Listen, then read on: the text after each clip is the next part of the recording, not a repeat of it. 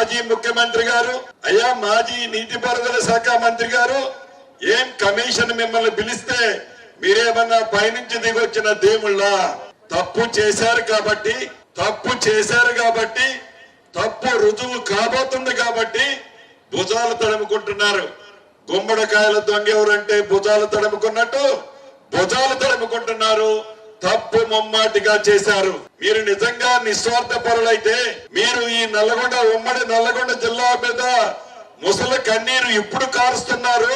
ఏదైతే ఆనాడు దివంగత నేత వైఎస్ రాజశేఖర రెడ్డి గారు ఏదైతే సొరంగ మార్గాన్ని ప్రారంభిస్తే జలయజ్ఞంలో భాగంగా గ్రావిటీతో శ్రీశైలం నీరు ఈ పోరేడు ప్రాంతమైన నల్లగొండ ప్రాంతం సస్యశ్యామలం అవే ప్రాజెక్టుని ఏనాడైనా మీ 10 సంవత్సరాలలో ఆనాటి దళిత తెలంగాణ రాష్ట్రంలో ఆ ప్రాజెక్టుని పూర్తి చేయాలని కనీస విజ్ఞత జ్ఞానమైనా మీకు వచ్చిందా? ఈనాడు ముసలి కన్నీరు కారుస్తున్నారు.